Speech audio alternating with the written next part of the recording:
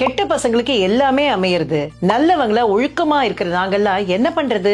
இந்த கேள்வி ரீசெண்ட் டேஸ்ல நிறைய பசங்களுக்கு இருக்கு. சமீபத்துல வந்த ஒரு படத்துல கூட ஹீரோ நல்லா படிக்கிற பொழுது அவனுக்கு லவ் எல்லாம் ரிஜெக்ட் ஆயிடும். கெட்டவனா மாறுவான், அரியர் எல்லாம் வச்சிருப்பான், எல்லாரையும் ஏமாத்துவான். ஆனா நல்ல வேலை, அழகான பொண்ணு கூட ரிலேஷன்ஷிப் அப்படின்னு ஜம்முன்னு வாழ்வான். 10 வருஷத்துக்கு முந்தியெல்லாம் வரன் பாக்குறப்போ பையனோட கேரக்டர் எப்படி, அதுதான் ஃபர்ஸ்ட் கேள்வியா இருக்கும். அதுக்கப்புறம் தாங்க வேலை, சம்பளம் இதெல்லாம். இப்ப அது அப்படியே ரிவர்ஸ் ஆயிடுச்சு. சொல்ல போனா இன்னும் சில கேசஸ்ல கேரக்டரை பத்தி எல்லாம் விசாரிக்கிறது கூட கிடையாது. ஆனா இது மாறணும்னு நினைக்கிறேன். ஒரு பையனுக்கு அவனோட கேரக்டர் தான் ரொம்ப முக்கியமா இருக்கணும். அதுக்கப்புறம் தான் அவனுடைய பினான்சியல் ஸ்டேட்டஸ் இதெல்லாம். When wealth is lost, nothing is lost. When health is lost, something is lost. But the character is lost, everything is lost.